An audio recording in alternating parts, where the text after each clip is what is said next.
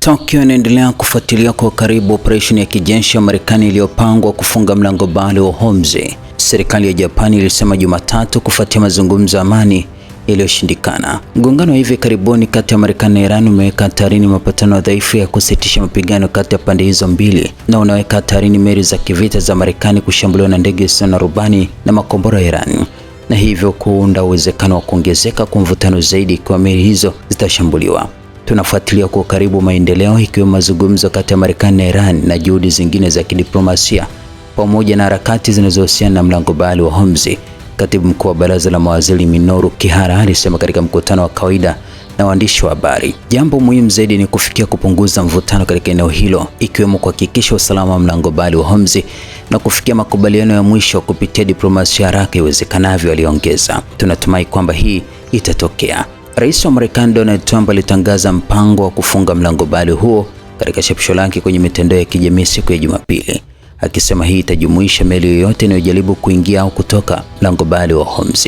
Katika hatua fulani tutafikia hali ya wote wanaruhusiwa kuingia, wote wanaruhusiwa kutoka, aliandika, akiita hatua Irani inayoonekana kuweka mabomu baharini katika mlango huo kama unyanyasaji wa dunia na kuapa kuyaharibu mabomu hayo. Trump pia alisema ameagiza jeshi la wanamaji la Marekani kutafuta na kukamata kila meli katika eneo la mlango bahari wa Hormuz na meli zinazotoa na kulipa ushuru kwa Iran. Hakuna yeyote anayelipa ushuru haramu atakayepata usalama wa kupita baharini. Jeshi la Marekani CENTCOM ilisema katika taarifa yake baadaye Jumapili kwamba kufungwa huko kutatekelezwa bila upendeleo dhidi ya meli za mataifa yote zinazoingia au kutoka bandarini na maeneo ya pwani ya Iran, ikiwemo bandari zote za Iran katika Ghuba ya Arabia na Ghuba ya Oman. Operesheni hiyo itaanza saa 11 jioni Jumatatu kwa saa za Japani. Majeshi ya CENTCOM hayatazuia uhuru kwa meli zinazopita mlango bahari wa Hormuz kwenda au kutoka bandari zisizo za Irani. Katika mahojiano ya kipindi cha Sunday Morning Features cha Fox News, Trump alishambulia tena Japani na washirika wengine wa Marekani kwa kutosaidia kulinda mlango bahari huo. Moja ya mambo yanayonishangaza sana, mlango bahari wa Hormuz ni muhimu sana kwa Japani ambapo wanapata asilimia 93 ya mafuta yao, Trump alisema. Korea Kusini inapata asilimia 45.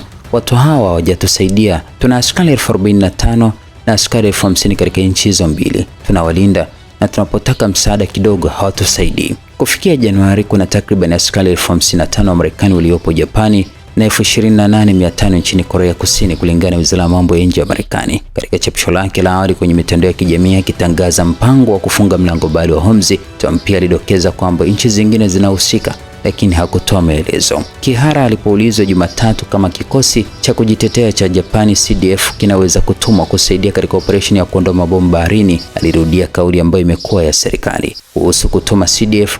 Hakuna uamuzi wowote uliofanywa kwa sasa, alisema, huku pia akikataa kutoa maoni kuhusu ukosoaji wa Trump dhidi ya Japani. Waziri Mkuu Sanae Takaichi amesema wakati wa mkutano wake na Trump mwezi uliopita, alimweleza kwamba kuna mambo ambayo Japani inaweza kufanya na ambayo haiwezi kufanya ndani ya sheria za ndani ya nchi, na kumpa rais huyo wa Marekani maelezo ya kina kuhusu vizuizi vya kikatiba. Maafisa wa Japani akiwemo waziri wa mambo ya nje Toshimitsu Motegi amesema kwamba Tokyo inaweza kuzingatia kutuma kikosi cha wanamaji cha kujitetea kwa operesheni ya kuondoa mabomu baharini katika mlango huo, lakini tu ikiwa mapatano kamili ya kusitisha mapigano yatafanikiwa katika mzozo huo.